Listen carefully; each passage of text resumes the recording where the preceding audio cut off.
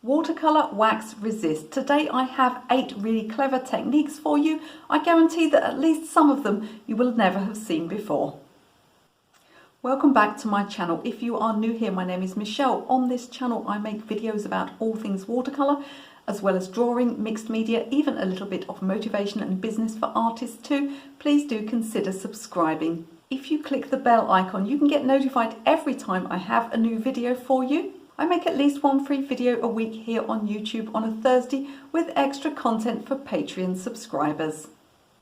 Now in this video I'm going to be showing you 8 really clever wax resist techniques. However, I'm using the term wax resist just as a general umbrella term for applying things that resist the paint to the paper. So although we are going to be using wax, we're also going to be using some other substances as well. So please don't go into the comments and say, well, that's not wax, it's oil pastel or whatever it is that I'm using at the time, because it just reminds me of the time when my daughter was small and I said to her, put your shoes on, and she said, they're not shoes, they're sandals.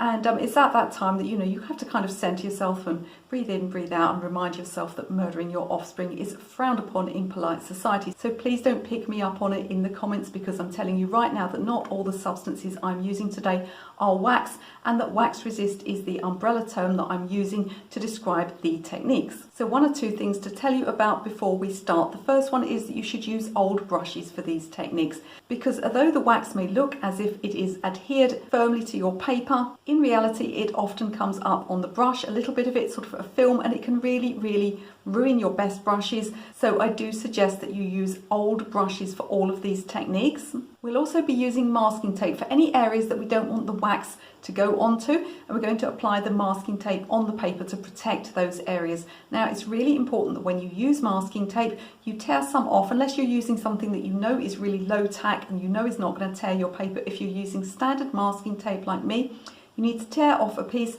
and apply it to your clothes and reduce the stickiness by about 50%. So pick up some lint so that it's just not as sticky, because otherwise what will happen is when you take it off, you will tear your paper. You must also as well apply the masking tape to bone dry paper. Don't be putting it on damp paper. Again, you risk tearing your paper if you do this. And the last thing to say is that these techniques are quite unpredictable. It's really quite difficult to say the results that you'll get. It'll depend a lot on the type of paper you're using and the brand of materials and the formulation of those materials. They can even give 2 different results 2 times in a row on the same materials. So I want you always to practice these on a scrap of paper before trying them out on your proper watercolor paper. Some of these techniques do take some practice.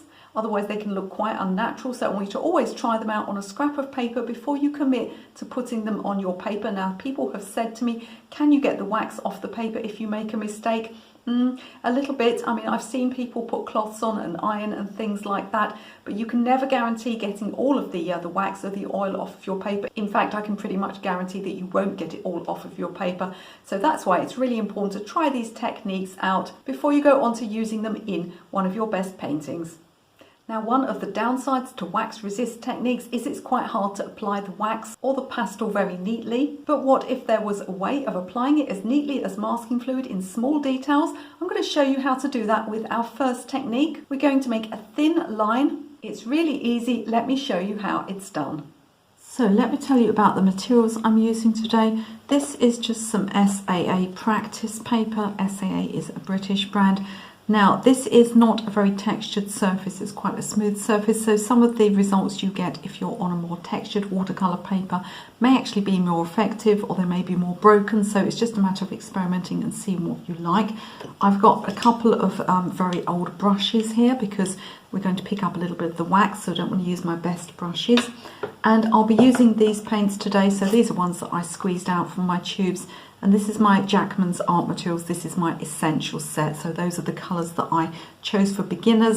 And working in collaboration with British manufacturer Jackman's Art Materials, I have issued those paints and they come with a colour mixing guide. So if you're interested in those, have a look in the video description. I'm going to start today. I've drawn a little boat and painted it here. What I want to do is to get a mast in here. And we're going to use some candle wax. So I've got a lump of candle wax here, and I want to apply it in a straight line. You can imagine that if I just rubbed it on, it'll be all over the place. Now you might be thinking to yourself, why not just use masking fluid?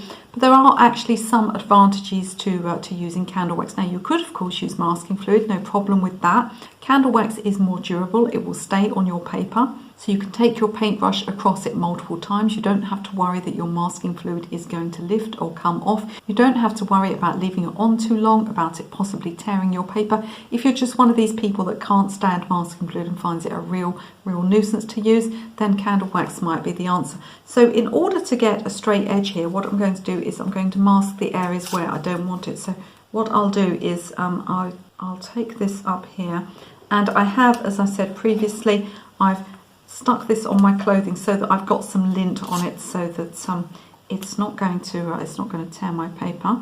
I'm going to go up like this, in a little bit so it goes narrower as it goes up, and then just for fun, let's get a little top on it there. Now what I'll do is I'll take the candle wax and a corner of it if I can, and I'm going to rub in between like this. And then all I'm going to do is carefully remove the tape. Whenever you're removing tape from your paper, whatever kind of tape it is, or masking fluid or anything, always make sure that you pull it slowly at a low angle like this. Rather than pulling it straight up, you want to pull it at a low angle, and that should help you to avoid tearing your paper. And let's see how that's worked. So I'm just putting some blue in here, but you can imagine that you could have anything behind this. You don't have to do it for a small thing like a mast either. You could do it for something like a triangular sail, something like that. And you can see how effective that is. Now you may, especially with a staining colour like this, get a little bit of paint sitting on top like that.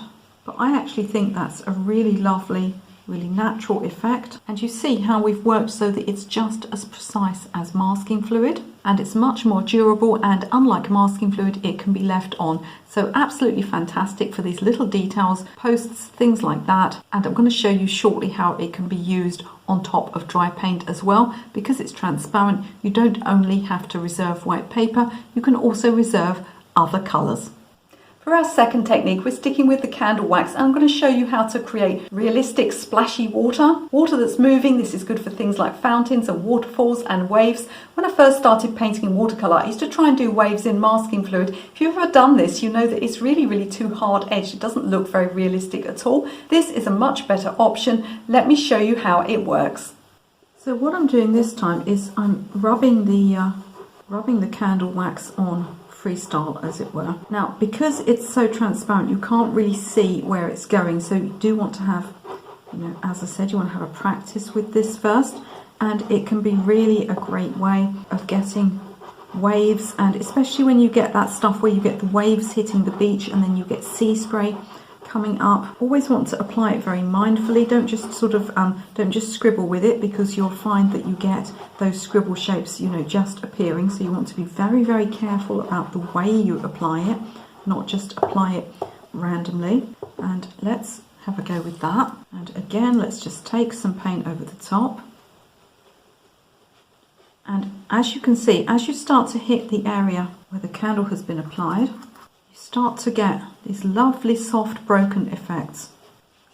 It really is so much more natural than masking fluid. You don't get those terrible hard edges, you just get these soft effects. You'd be amazed actually how much you have to put on. This is another reason you need to practice first, so that you put enough on your paper. Later on in the video, I'm going to show you a trick for if you haven't put enough on your paper, but hopefully you'll get it right first time. Look at that for breaking waves on a shoreline. Really beautiful, really natural. You can go straight across with your brush and get multiple colours blending in together. It really is so much better for this sort of subject than masking fluid. At this point, if you're enjoying this video, if you're getting some value from it, could I ask you please to do me a favour? Could you please click that like button, that thumbs up? If you click like, share, subscribe, or leave me a comment, YouTube will push this video out to more people, because audience interaction matters on YouTube. I'm so grateful to all of you that watch me on my YouTube channel. The more you support the channel, the more videos I will be able to make for you. Now, one of the advantages of candle wax is that it is transparent, so it not only will reserve white paper, it'll actually reserve previously painted areas, providing they are dry. So for our final technique involving candle wax, I'm going to show you how to create sparkle on water. This technique works really well. So because our candle wax is transparent, we can apply it to previously painted areas. So this blue here is bone dry, so I'm working on dry paper here. What I'm going to do now is I'm going to get my candle wax and I'm going to go across. It's really important with this that you go across and that you don't go up and down. Again, that you don't randomly scribble. We're looking at sparkle on water here, so we're always looking with landscapes, especially with sea, to go back to the horizontal. Now, unless water is under force, in other words, you know, something like a fountain or a river, unless it's being pushed by gravity or some other force, it's always going to lie flat. So you want to default to taking these straight along in horizontal marks like this. Now what should have happened is that the light blue that's covered in candle wax should now be reserved. And when I put the dark blue on top, we should only see the bits of the light blue that have been reserved. And because the paper is bumpy, because all watercolour paper is bumpy, the candle wax is only going to sit on the top of the bumps. It's not going to cover the entire paper. No matter how many times we rub, it's not going to go in those little dips, which is why we press so hard with the first one to go in between the tapes. So I'm going to now get my darker paint and go across like this. So what we should get is a lovely sparkle on water effect. So can you see in the areas where we've got the candle wax, what it's done is it's put a coating on the light blue underneath, so it's gonna show through. As we put that dark on top, and look at that, like magic, we've got beautiful sparkly water. Now I've had people try this effect and say to me, oh, it hasn't worked, Michelle, it doesn't show up, it doesn't work. You need to make sure that you've got some tonal contrast going on here. In other words, you need to make sure that the second colour is much darker than the first colour, and that way it's going to show up. Sometimes when people say this hasn't worked, it's simply because they haven't gone dark enough for it to show the difference between the two shades of blue. Of course, you don't have to use blues. This can be used for many different sorts of subjects, but I just find that for sparkle on water, there's nothing like it. For our next technique, we're going to use something called Dorlands Wax. Now, you may have heard of this substance. It's a type of wax that can be used to finish watercolour paintings without framing. If you'd like a tutorial on that, do let me know in the comments, because I'm thinking of making that one going forwards. But we're going to use it to make some subtle sort of ghost-like prints of leaves for a background. We're going to need to let this one dry. So what we'll do is we'll apply the wax first, and then we'll go back to it at the end of the video, apply the paint and see what we get. So what I'm going to show you now is something I've been playing with all week. This is Dorlands Wax. So this is a wax that you can paint on top of watercolour paintings to preserve them, so that you don't need to put them under glass. So as I said, let me know in the comments if you want to know more about that. But I'm going to use it in this case as sort of printmaking resist. I've got some leaves here that I've found from my garden. I've got some interesting shapes, and what I'm going to do is I'm going to paint this Dorlands wax on top, and then we're going to print them onto the paper and get background techniques. Now, this is not a precise way of printing leaf shapes. This is going to give really subtle shapes. They're going to show in some places and not in other places. If you want much more crisp edge shapes, then do take a look. I'm going to link at the end of this video a video on masking fluid, where we're going to print with leaves again with the masking fluid, and you'll get much more precise shapes. But this is if you're looking for something much more subtle and sort of, you know, is it there, isn't it there? So I've got an old acrylic brush here, and I've got an old piece of cardboard, and I'm going to coat the leaves one at a time with this Dorlands wax. So let's paint some on like this. You want to put plenty on, but not so much that it's likely to all splodge out the edges. Did I say splodge? Is that a word? When you print with it. So what we can do is put it on like that, and then very carefully place it down. Don't slide it around. Make sure that you just put it down and leave it.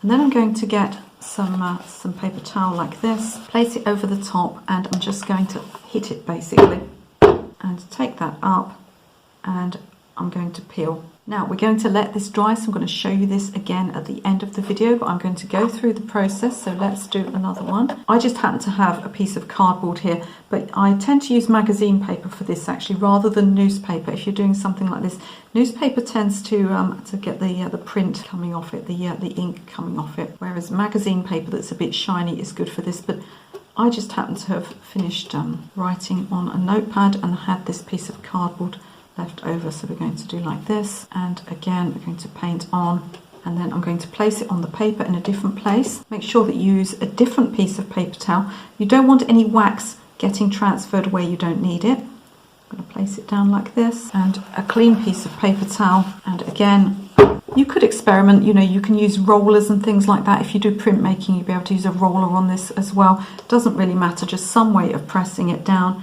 and then we're going to just gently lift it up like this and give it a few minutes to dry. I'm going to do one or two more and we'll pop back at the end of the video and put the paint on and see the effects that we get. Did you know that you can also use coloured pencils to resist watercolour paint? Not watercolour pencils, standard coloured pencils. This next technique is one that I often use when I want really subtle white lines on petals. It's particularly useful for hydrangeas. Let me show you how it's done. So I've got a pencil here. This is a Polychromos pencil by Faber-Castell. Now ideally for this technique you want a wax-based pencil. I don't think this is. I think this is an oil-based pencil which won't work quite as well. This is a very subtle technique. Again, sometimes it works, sometimes it doesn't. Sometimes it resists, sometimes it doesn't. We're looking for resisting white veins on the flowers, but what may happen sometimes is that because we're pressing a dent into the paper, it may actually attract the pigment, so we may get a dark line appearing. But anyway, you've got light areas on petals, light veins like this. Are you looking for a very subtle effect? So I'm going to take this on here. The pencil itself is a little bit flattened on the edge as well, so you don't want to do it with a pencil that's too sharp where you don't even deposit much of the pencil on the paper. And what we're going to do is get a little bit of pink paint and see if we can get these white lines showing up a little bit. Being careful not to go too dark with this, and you can see it's starting to work there. We're getting a really lovely subtle effect. I've only really used this for hydrangeas, but I can imagine that there are many things that you could use it for. Can you see how much nicer that is than masking fluid and how much of a soft and lovely effect that we're getting there? As I said, if you get hold of a wax pencil, if you do a lot of botanicals, you want to get hold of a wax pencil or wax-based pencil, you can probably get a much more distinct result than this, but it's absolutely working. Let's try the one at the back. I'm going to go in with a little bit of yellow and green on this one. I do love hydrangeas. I love the way they change throughout the season. They last so long, and even in the autumn. I find them actually much more beautiful in the autumn than in the summer when they're fully the colour they're meant to be. I actually like them once they start to get faded and brown and green. And there you can see the really beautiful subtle white lines that we can get by using a pencil. And that's not a watercolour pencil, that's just an ordinary coloured pencil to preserve those lines. So much better than masking fluid. I'm not against masking fluid. I do use it myself, but it's got very limited range and people use it for far too many things when it looks really unnatural. It should only be used for things that are really hard edged. And for these petals, I much prefer the soft effect of this white pencil. For our next techniques, we're moving on to oil pastel. Now, oil pastel is a little bit different from candle wax in that it's opaque, and that brings with it its own difficulties and also its own advantages. In this first example, we're going to be using it to create sparkle and water again, but we're looking at a sunset this time. This is a technique that I often use for sunsets. It's so effective. Now earlier on, using candle wax, we managed to get some sparkle on water. I've got something else going on here, got a bit of a sunset going on. So I'm going to use oil pastel this time, and we're going to get this resist area to get sparkle on the water that's orange and red rather than white. So what I've got is I've got a couple of oil pastels here, and I'm just looking at almost sort of mimicking, what's going on above, so we can get the idea of the edge of a sun shape here. Now these oil pastels won't apply evenly, just like the candle. They're going to hit the top of and we're going to go across like this. So what I'm looking at doing here is mimicking what is above. Let's get a bit more around here. And then when I go on top with my blue, and this is a phthalo blue here, when I go on top with my blue, the blue paint is just going to go into the dips. So you'll notice that the sky at the top there is dry. I allowed that to dry before I carried on. This is such an effective way of getting a sunset. I believe I have a full sunset painting tutorial on YouTube that actually uses this method if you want to go through a step-by-step with me. Now if you have trouble getting things like flat and graduated washes, like the one that I've done in the sky there, if you have trouble with those, I do have a watercolour painting course online for complete beginners. Many hundreds of people have gone through it. You have a dedicated Facebook group for support and access to me. And it will take you right from the very beginning stages of watercolour painting, from flat washes, graduated washes, wet into wet, wet on dry, and just shows you the very basic techniques of how to control the watercolour paint. And I'll actually be having more basic watercolour technique courses coming up later this year as well, as many people did that course and then wanted a follow-up to expand the range of techniques that they know. And I hope you've enjoyed learning this one. Look how effective this is for getting sunset sparkle on water, and so effortless as well.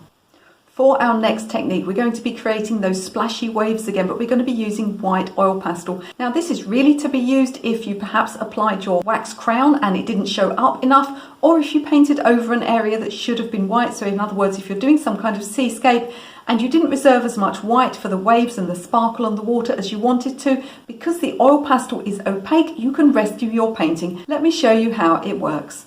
So I showed you how to use candle wax to get lovely splashy waves and things like that and sparkle on water. But what if you put it on and you found that when you put the paint on, because you can't see it, when you put the paint on, it just doesn't show enough. Or maybe you did some water like this and you completely forgot to put any sparkle on it or to put any waves in the foreground. That's when oil pastels come in, because they're opaque, so we can actually cover up what we've done previously. So I've got a white one here.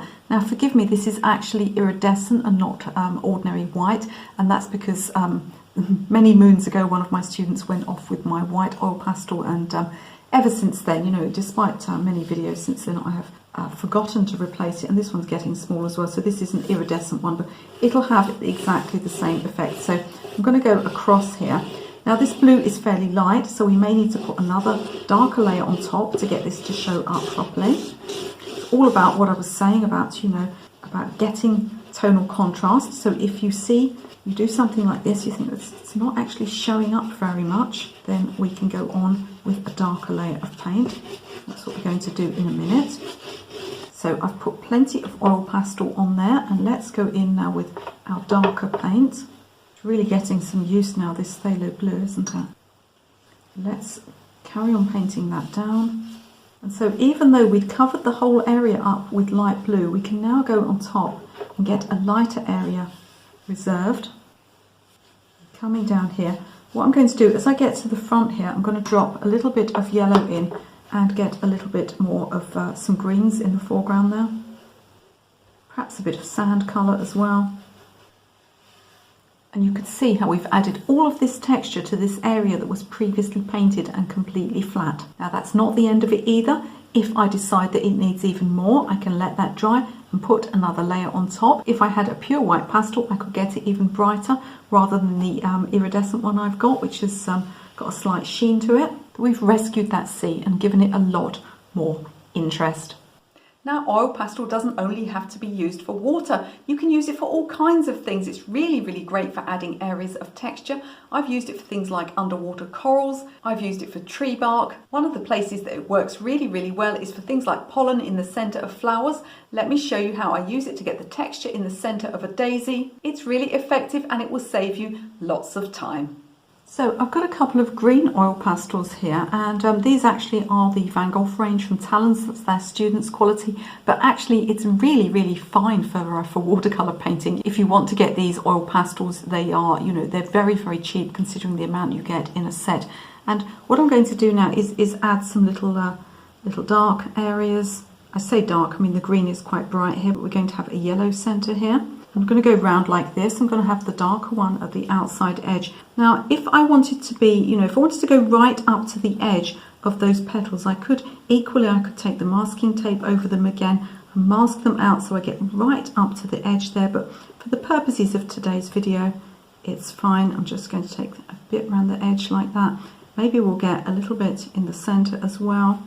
You can see we're starting to get that texture appearing there. Now I'm going to take some of this warm yellow, which from memory I believe is diarylide yellow, and I'm going to just place it across the top like this, and it won't be able to cover the green. It's just going to sit between. And what a brilliant result. You can see how effortless it is and how much quicker it is than using a tiny little brush and having to wait till the yellow's dry and then go on top with a little brush and little dots of watercolour. And actually this gives a much more natural random effect anyway. As I said, you don't have to save it for flower centres. It can be used for all sorts of things. It's a really, really beautiful, easy way of getting texture to all sorts of areas in your watercolour painting. Do make sure the surface is dry before you put it on. So I think it's time we went back to our Dorlands Wax leaf prints. As I said before, this is an unpredictable technique, but let's put some paint on it and see what we've got. So my Dorlands Wax has had a few minutes to dry, so let's get some paint on here. I'm not going to go too dark initially because, as I said, you get very subtle results with this. You don't get a really hard edged result as you would, for example, with masking fluid. We're going to get something much more subtle here. It's fabulous for backgrounds. You just get this kind of hint of maybe, oh, you know, is there something there? Is there a little leaf shape there? And, you know, sometimes sort of part of it appears and another part doesn't appear. Take this across like this. Oh, look, there's another leaf appearing down the bottom there. I think as well, might just get a little bit of some red in here. Mix that into, and we'll carry on going over this side. So here we've got that larger leaf. Mix a bit of this permanent rose in with the phthalo there so that I get a little bit of purple appearing. That one's come out really well, look at that. So I hope you can see the potential of this for really beautiful textured backgrounds that have just this hint of something going on behind. Because it's subtle, it's important not to go too dark with your paints. You can put dark colours on. I've got some Payne's Grey there, but you want to make sure there's a little bit of water with it. That one's come out nicely as well. And look at the beautiful background effects we've got there. These stunning leaf shapes would be really, really wonderful in the background of an autumn painting. I'm certainly going to be using this technique a lot more myself going forward. I think you'll agree it looks really, really lovely. Do let me know in the comments if any of these techniques were new to you, and let me know if you're going to have a go at any of them in your own work. And feel free as well to pop over to my Facebook group and show me your results. Before you leave this video, don't forget to pop into the video description. I have all the details of the materials I've used. You can also grab some downloadable PDF guides to watercolour painting. They're completely free. You can grab those for no money whatsoever. If you do find that you need a little bit more help with your watercolour painting or drawing, do have a look at the online courses I run and my Patreon subscription service. And if you enjoyed this video, I think you're going to really enjoy the masking fluid video I made. Just like this video, it's got some really unusual techniques. You can watch that video right now.